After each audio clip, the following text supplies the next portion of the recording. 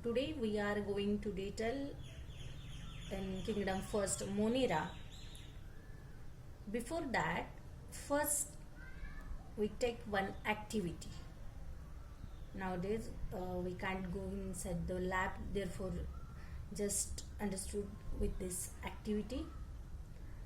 To study the characteristics of kingdom Monera, you can take the one drop of curd or buttermilk. You know it is easily available in your home. For this, you can take a one glass slide, which is a rectangular shape, clean glass slide. On this clean glass slide, a one drop of curd or buttermilk. Then this curd or buttermilk drop is dilute with water. So what is the meaning of this dilute? Dilution और dilute म्हणजे एखाद्या गोष्टीची तीव्रता कमी करणे. त्याच्यासाठीचं एक example सांगेन मी. Suppose आपण ताक पितोय, फार आंबट आहे ताक, काय करतो आपण त्यासाठी? तर त्या ताकामध्ये काय करतो? We add the water. म्हणजे ज्यावेळी आपण आंबट ताकामध्ये थोडंसं वॉटर ॲड करतो त्यावेळी त्याचा तो आंबटपणा जो आहे तो काय होतो? कमी होतो. म्हणजे आंबटपणाची त्याची तीव्रता कमी होते, ज्याला आपण सौम्य म्हणतो. डायल्यूट म्हणजे मराठीमध्ये त्याला सौम्य किंवा कमी तीव्रतेचं असं म्हटलं जातं. म्हणजे काय आपण कर्डचा किंवा बटरमिल्कचा ड्रॉप घेतलेला आहे तो आपल्याला काय करायचा आहे? Dilute with water. म्हणजे जो तुम्ही घट्ट एक ड्रॉप घेतला असेल त्याच्यामध्ये वॉटर ऍड करून तो आपल्याला एक ड्रॉप बनवायचा आहे. कशावरती? क्लीन ग्लास स्लाइड वरती. Then on this drop just put a one cover slip. What is this cover slip?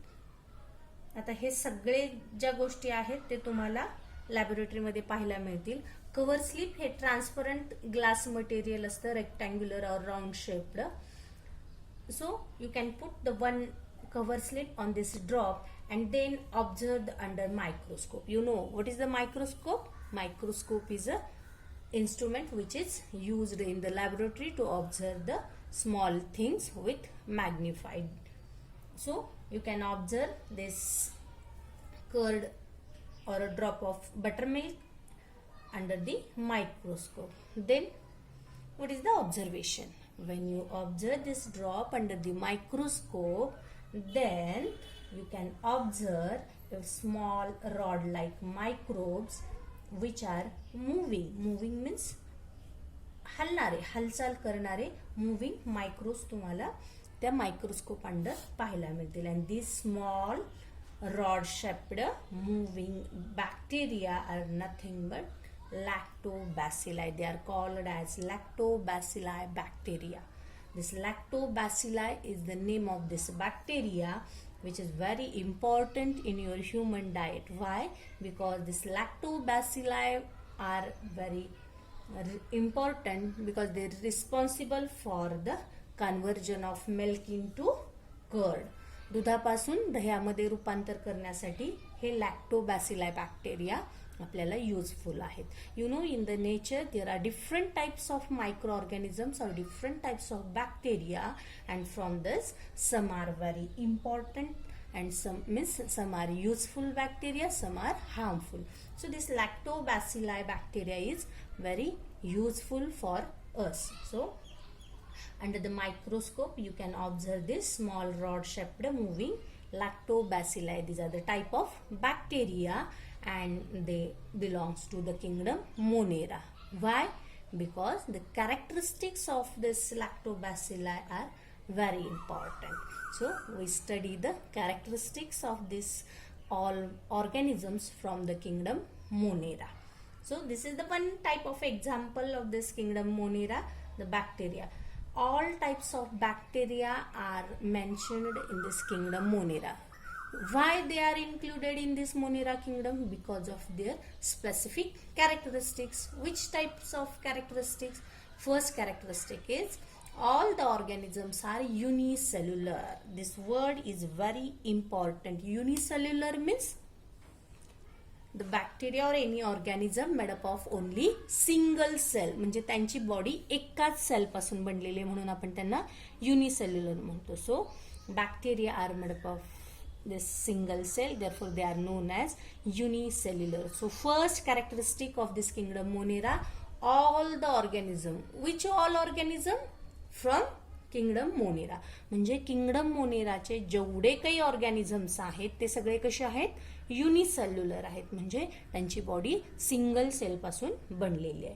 Then the second characteristic is they may be autotrophic or may be heterotrophic. आपण क्रायटेरियामध्ये शिकलेलो आहे. What is the meaning of autotrophic? The organism which can synthesize their own food they are called as autotrophic. म्हणजे जे स्वतःचं अन्न स्वतः तयार करतात आपण त्यांना ॲटोट्रॉफिक म्हणतो. केव्हा आपण एखादा ऑर्गॅनिझम स्वतःचं अन्न स्वतः तयार करू शकेल? When there is a presence of chlorophyll. So from this kingdom Monera some organisms are autotrophic. म्हणजे काहींकडेच कॅपॅसिटी असेल, म्हणजे कोणाकडे असेल? ज्यांच्यामध्ये क्लोरोफिल प्रेझेंट आहे तेच कसे असतील? ॲटोट्रॉफिक असतील. अँड सम आर हेटेरोट्रॉफिक और मे बी हेटेरोट्रॉफिक. काहींमध्ये क्लोरोफिल ऍबसेंट असेल, त्यामुळे ते स्वतःचं अन्न स्वतः तयार करू शकणार नाहीत, म्हणून आपण त्यांना काय म्हणतो? Heterotrophic. So the organisms from the kingdom Monera may be autotrophic और मे बी हेटेरोट्रॉफिक. ॲटोट्रॉफिकचं आपण एक एक्झाम्पल बघूया. Example of BGA, that is the blue green algae. This blue green algae is a best example of autotrophic organisms which are included in this Monera kingdom. Because in this blue green, नावातच आहे याच्या green, म्हणजे याच्याकडे काय असेल? Chlorophyll असेल. Means they can synthesize their own food. You can also observe in a rainy season the different types of algae are grow surrounding us, and this green colored algae contains chlorophyll, therefore they can synthesize their own food, so they are called as autotrophic. And some are heterotrophic. Then the third characteristics of kingdom Monera, these are the prokaryotes. What is the meaning of prokaryotes? आपण first video मध्ये बघितले. prokaryotes means the cell which is lack of distant nucleus, means the not well developed cell is also called as prokaryotes. Means these are the prokaryotic cells without distinct nucleus or cell organisms. Cell organelles म्हणजे एखाद्या सेलमध्ये जर nucleus ठळकपणे नसेल, तो पूर्णपणे develop झालेला नसेल आणि किंवा त्याच्यामध्ये त्याच्यातले सेल ऑर्गॅनेल्स नसतील, अशाला आपण काय म्हटलंय? प्रोकॅरियोट्स. म्हणजे किंगडम मोनेरा मधले जे काही ऑर्गॅनिझम्स आहेत ते सगळे कसे आहेत? प्रोकॅरियोटिक सेल टाईपचे आहेत. म्हणजे त्यांच्यामध्ये डिस्टिंक्ट असा न्यूक्लियस किंवा सेल ऑर्गॅनेल्स आपल्याला दिसून येत नाहीत. So these 3 very important characteristics of kingdom Monera. साधं सोपं आहे लक्षात ठेवायला. First characteristics, all are unicellular, some are autotrophic, some are heterotrophic. These are all prokaryotes.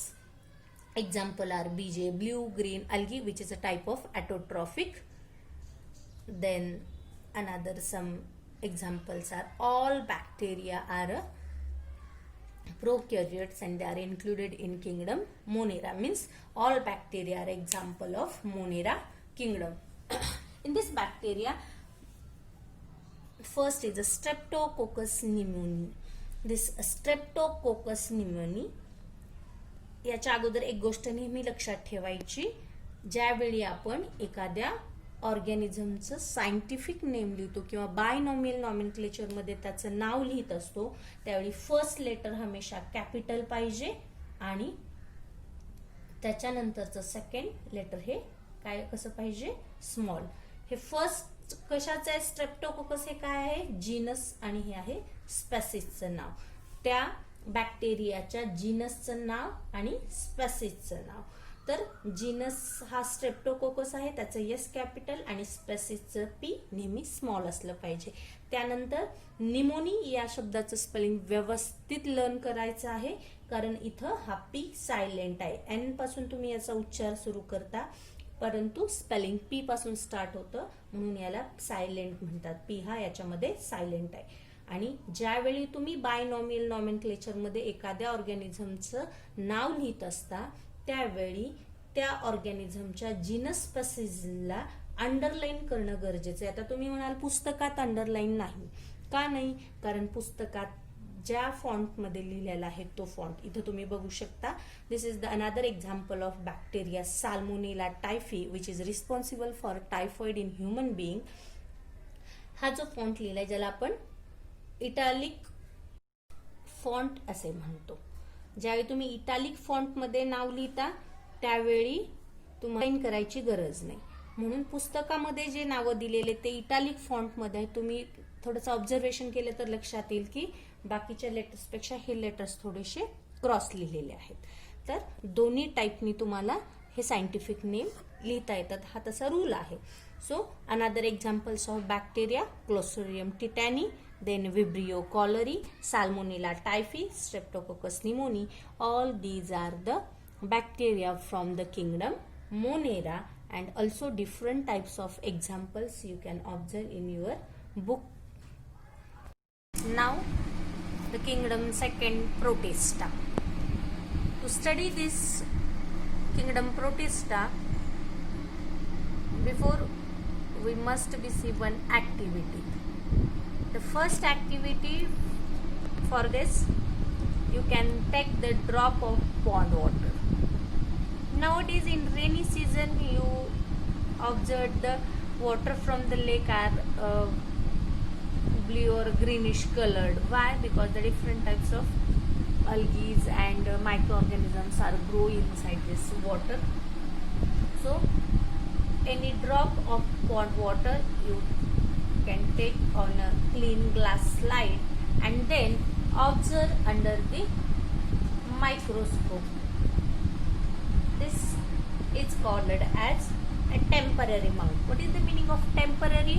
Temporary म्हणजे तात्पुरतं. माउंट जो तुम्ही ड्रॉप घेणार आहात या ग्लास स्लाइडवर आणि तुम्ही तो मायक्रोस्कोप खाली मायक्रोस्कोप अंडर पाहणार आहात, ऑब्झर्व करणार आहेत, त्याला म्हणायचं माउंटिंग माउंट. मग हा टेम्पररी माउंट म्हणजे तात्पुरता एक ड्रॉप घ्यायचा, तो पाहायचा आणि डिस्कार्ड करायचा.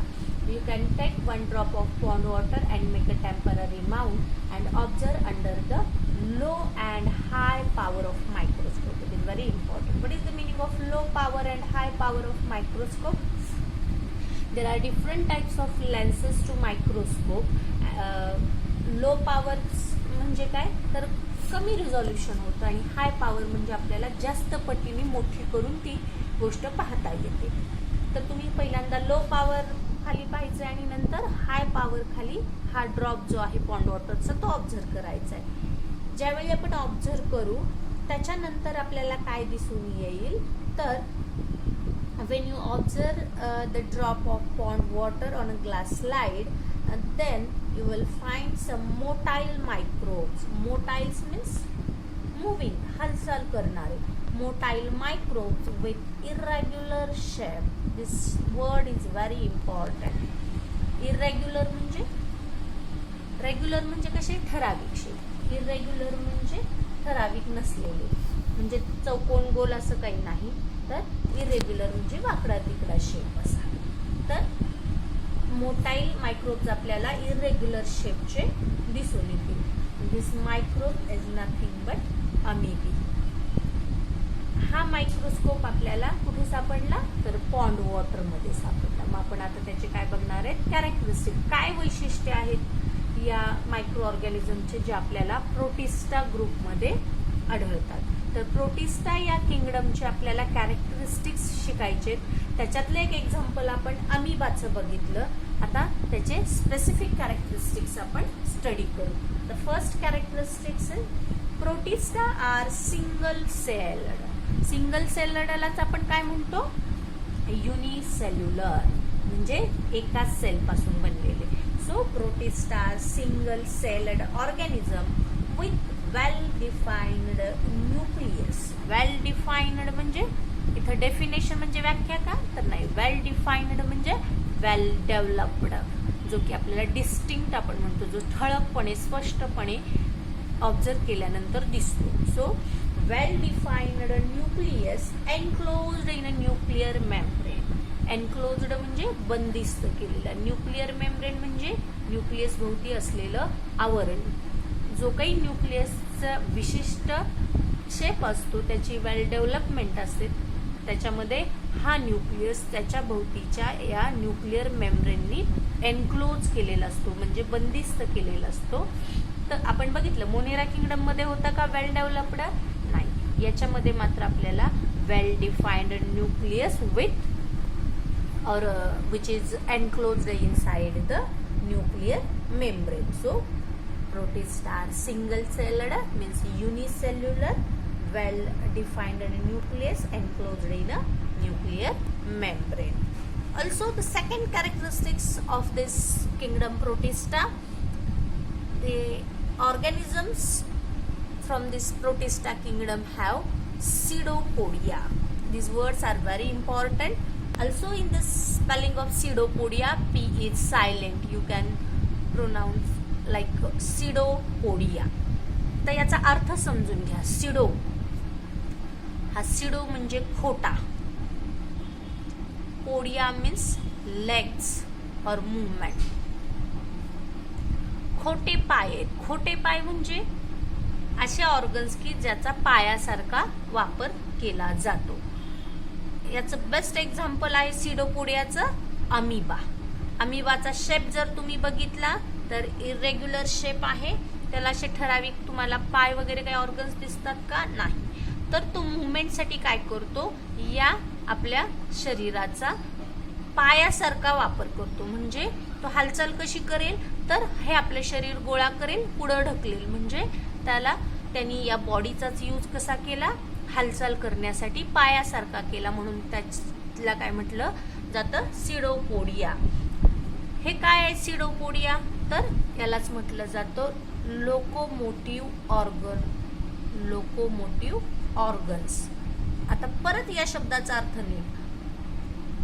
लोको म्हणजे लोकेशन. तुम्ही लोकेशन म्हणता. लोकेशन म्हणजे काय?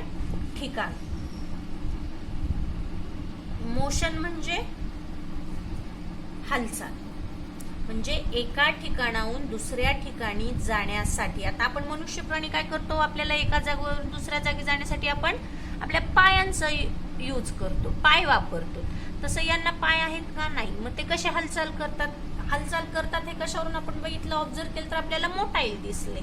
मग हे मायक्रो ऑर्गॅनिझम्स त्यांची हालचाल करण्यासाठी, म्हणजे एका ठिकाणाहून दुसऱ्या ठिकाणी जाण्यासाठी जे ऑर्गन्स वापरतात त्यांना म्हणायचं locomotive organs. So for the locomotion म्हणजे हालचाल, एका जागेवरून दुसऱ्या जागी जाणे. For the locomotion they have pseudopodia. मग सगळ्यांमध्ये सिडोपोडिया आहे का? तर नाही. different types of locomotive organs are there. Pseudopodia are in amoeba. Then hair like cilia म्हणजे hair like structure. छोटे छोटे हे जे स्ट्रक्चर दिसतात बॉडीच्या बाहेर त्याला म्हणायचं hair like cilia.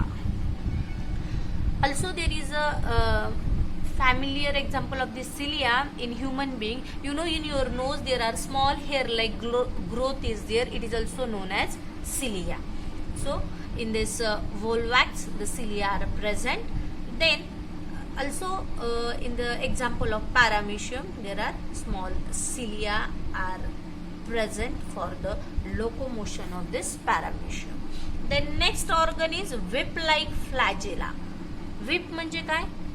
तुम्हाला माहित असेल की आपण बैलाला वगैरे मारण्यासाठी चाबूक वापरतात, त्या चाबकाला व्हिप असं म्हणतात.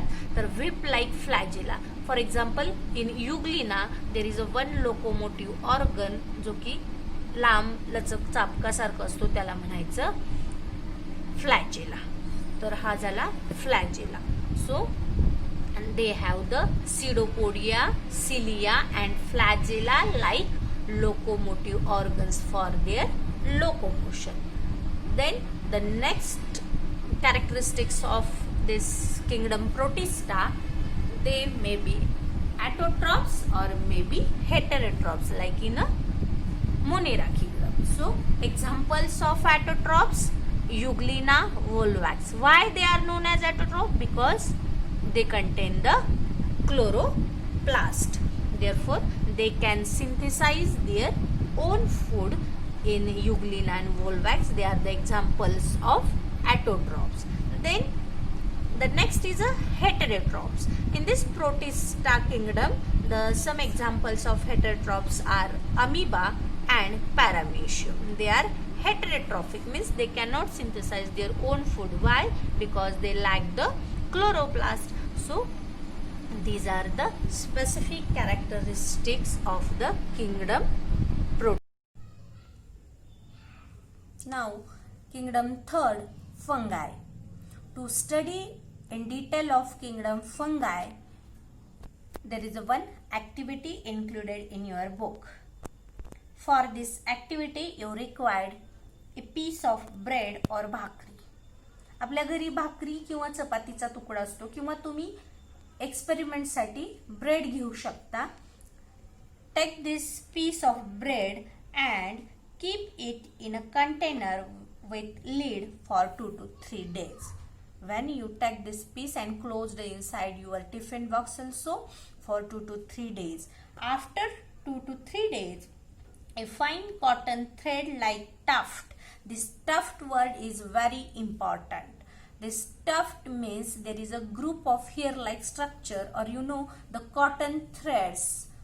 So this tuft is grow on this piece of bread, and from this tuft you can take this few threads and make a temporary mount on the glass slide and observe under the microscope. When you observe under the microscope, you will find some structure like this fungi. In this structure of fungi, there are 4 names are very important. This sporangium means not only this round shaped, but this columella and this round structure both are known as sporangium. So this sporangiums means they contain the spores. Spores means very small round shaped structure. The spores are present in this sporangia, which are supported with this columella. Then the next structure, which is one supportive structure, thread-like line, is known as hypha. On this hypha, the sporangiums are grow, and the last one is a rhizoid. This root-like structure. These are not true roots of this fungi, but this root-like structure is known as rhizoid, which are penetrate inside this bread piece, and the function of this rhizoid to absorb the material from the bread for their growth. So this is about the activity of fungi. Now we study the characteristic of this fungi. The first characteristics of fungi is these are the non-green. These means the organisms from this kingdom fungi. These are non-green, eukaryotic, heterotrophic and multicellular. So you are very known about these all words. Non-greens means there is a lack of chloroplast. Eukaryotic means well developed nucleus. Heterotrophic means they cannot synthesize their own food. And multicellular means the body of these organisms are made up of from more than one cell or many cells. Now the second characteristic of this fungi, most are saprophytes or saprotrophs. It is very important word, saprotrophs. What is the saprotrophs? You know autotroph and heterotroph. Autotroph means they can synthesize their own food. Heterotroph means they cannot synthesize their own food. म्हणजे स्वतःचं अन्न स्वतः तयार करणाऱ्यांना आपण autotrophs म्हणतो. स्वतः अन्न तयार करू शकत नाहीत, अन्नासाठी ते दुसऱ्यावर अवलंबून असतात, त्यांना आपण हेटेरोट्रॉफ्स म्हणतो. आणि सॅप्रोट्रॉफ्स हा स्पेशल टाइप काय? Saprotroph means they feed on a decaying organic matter. Means they cannot synthesize their own food, but they can absorb the nutrients from the decaying organic material, therefore they are known as saprotrophs. Like fungi. Example आपण बघितलं की जर आपण bread किंवा भाकरीच्या तुकड्यावरती जे काही fungi grow होतात त्या स्वतः अन्न तयार करत नाहीत, परंतु त्या दुसऱ्या ऑर्गॅनिक मॅटर मधून काय करू शकतात, त्यांचं न्यूट्रिशन ऍब्सॉर्ब करू शकतात. Then next is a cell wall. The cell wall is made up of tough and complex sugar which is known as chitin. Chitin is a type of sugar. You know there are different types of sugar. Maltose, sucrose, like there is a one type is chitin sugar. This chitin sugar is very tough and complex. Tough म्हणजे अतिशय कठीण, hard आहे ते material, आणि complex म्हणजे गुंतागुंतीचं. त्याचं जे स्ट्रक्चर आहे ते वेगवेगळ्या केमिकल्सनी बनलेलं आहे म्हणून आपण त्याला कॉम्प्लेक्स, आणि ते अतिशय कठीण आहे म्हणून आपण त्याला म्हणतो tough. Tough and complex sugar is known as chitin. So their cell wall is made up of this chitin sugar. This chitin word is very important. It is also asked in a fill in the blanks. Then the next characteristic is some are thread-like. Thread-like म्हणजे दोऱ्यासारखं structure, अतिशय पातळ बारीक structure आहे. तुम्ही जर बुरशी पाहिली single single जवळून किंवा मायक्रोस्कोप अंडर तर तुम्हाला ते दिसून येईल. Then thread-like structure and many nuclei are present. You can observe this figure. Many nuclei are present in the cytoplasm of this fungi. Now the examples. Baker's yeast. आता bakers east म्हणजे काय, तर हे ईस्ट की जे तुम्ही बेकरीमध्ये use करता, पाव बनवण्यासाठी असेल किंवा जे बेकरी प्रोडक्ट्स असतात जे फुलवण्याचं काम करतात त्याच्यामध्ये हे बेकर्स ईस्ट वापरलं जातं. त्याच्यानंतर सेकंड एक्झाम्पल आहे अस्परजिलस. अस्परजिलस ही सुद्धा एक प्रकारची बुरशी आहे जी की तुम्ही कॉर्न वरती बघू शकता. मक्याच्या कणसांवरती तुम्हाला लक्षात येतं की बऱ्याच वेळा काळ्या रंगाचं तुम्ही मक्याचं ओलं कणीस जर सोललं तर त्याच्यावरती लक्षात येतं. This blackish coloured fungi is aspergillus which is grow on the corn. Then penicillium, it is very important fungi for human being. In also fungi, some fungi are useful for human being and some are harmful. Aspergillus is very harmful. Penicillium is very useful for human being. Why? Because this penicillium fungi is used to produce the penicillin. Penicillin, you know, the injection of penicillin, it is a best antibiotic which kill the all type of microorganisms in specific infections. So penicillium fungi is used to produce the penicillin. Then the next is mushroom. In rainy season you observe the mushroom everywhere. It is also type of fungi which is grow on the decaying organic matter. एखादा जुना लाकडाचा उंडका वगैरे पडलेला असेल किंवा कुजत पडलेला एखादा लेदरचा कपडा असेल, अशा गोष्टीवरती हे मशरूम ग्रो झालेले तुम्हाला आढळून येतील because they feed on a decaying organic matter. So all these about the kingdom third fungi. Today we studied about the three kingdom in detail. The first is kingdom Monera, second is kingdom Protista, and third kingdom is a fungi with their activities and their characteristics.